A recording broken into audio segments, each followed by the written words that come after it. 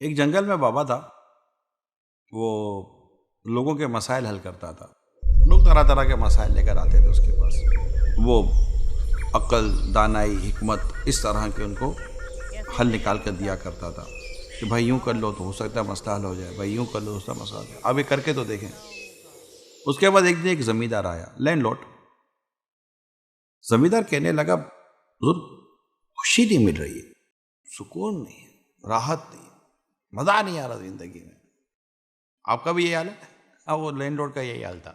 तो बाबा कहने लगे कि भाईजान, तुम्हारे बाप दादा ने विरासत में कुछ छोड़ा है तुम्हारे लिए? दादा ने थोड़ा बहुत सोना छोड़ा था जो वाली साहब को दिया था, और वाली साहब ने उससे कुछ कारोबार किया, उससे कुछ फ़ायदा हुआ। फिर जब वाली साहब का इंतकाल हुआ तो उन्होंने मुझे दिया सोना। क्या वो तुम सोना यहाँ ला सकते हो? मैं देखना चाहता हूँ, इसमें तुम्हारा ही फायदा है।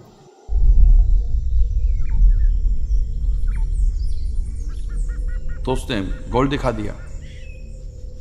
बाबा जी ने गोल्ड दिया, मुट्ठी बंद की। वो समझा बाबा जी कुछ पढ़ेंगे तो गोल्ड बढ़ जाएगा। बाबा जी गोल्ड लिए और खड़े हुए और भाग गए। और जैसे बाबा जी जो गोल्ड लेकर भागे तो जमींदार साहब की तो पांव तले जमीन ही निकल गई। वो भागा पीछे।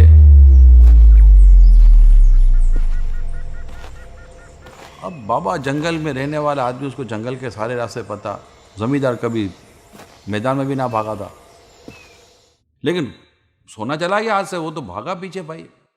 अब बाबा उसको जंगल घुमा रहा है और जमींदार साहब जंगल घूम रहे हैं। सांसें फूल गई जमींदार साहब की। बाबा आंखों से गायब नहीं हो रहा, ये बता दूं मैं आपको, नजर आ रहा है। वो जंगल में पीछे पीछे, बाबा उसको अपने पीछे दौड़ा रहा है। शाम हो गई। बाबा जी दरख्त के नीचे आकर बैठ गए। जमींदार की सांस फूली हुई थी, वो भी कहीं दूर से खड़ा होकर अपनी सांसें बहाल कर रहा था। बाबा मर जाऊंगा मैं, सोना दे दो, यही रह गया है सब कुछ। वो आहिस्ता आहिस्ता आहिस्ता जमींदार आगे बढ़ने लगा कि बाबा को पकड़ लूंगा। बाबा बाबा था। बाबा दरख्त के ऊपर चढ़ गया। बाबा बाबा सोना अब दे वो दो, बाबा की मैं मर मिन्नत जाऊंगा। समाजत जो कुछ बस उसको यही करनी थी रह करने गया है मेरे लगा। पास। हाँ हाँ, बाबा सोना ने दे कहा दूंगा। सोना दे दूंगा, मेरी चंद अगर मेरी शर्तें चंद मानेगा? शरारतें बोलो, मानोगे? क्या बाबा हाँ बोलो तो मानूंगा। सही, क्या शर्तें हैं? क्या शर्त है? क्या जमीन पर नाक जमीन रगड़ेगा? पर नाक रगड़ोगे? रगड़ूंगा। रगड़ूंगा।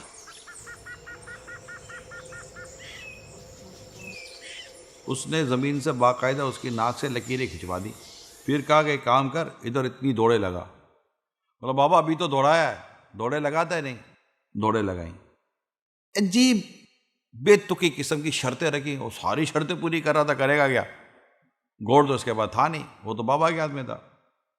अब थक हार के जब वो बिल्कुल निढाल हो गया, बाबा जी दरख्त से नीचे उतरे। ये ले सोना पकड़। उसको गोल्ड दिया। जैसे उसके हाथ में गोल्ड आया ना, चेहरा चमक उठा, दिल खुश हो गया, मजे को मजा आ गया।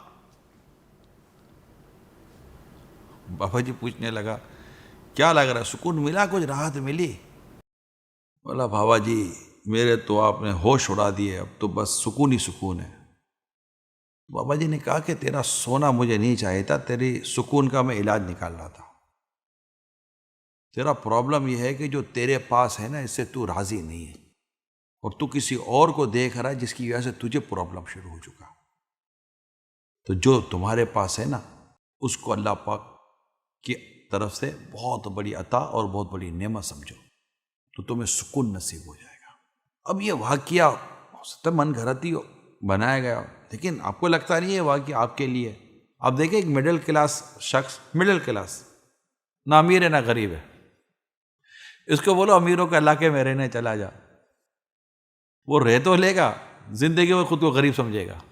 फिर इसी को कहोगे यार गरीबों के इलाके में रहने जा, वो रह तो लेगा, जिंदगी में खुद को अमीर समझेगा। आगे ये वही है, हालत बदली, इसकी सोच बदल गई। अल्लाह पाक हमारे हाल पर रहम फरमाए। और हमें शुक्र गुजारी की तौफीक अता फरमाए। कुरान में ला इन शक्करतुम लाज़िदन्नकुम, अल्लाह पाक का जो शुक्र अदा करता है अल्लाह पाक उस पर अपनी नेमतें और बढ़ा देता है। अल्लाह अमल करने की तौफीक अता फरमाए। खुश रहा करें।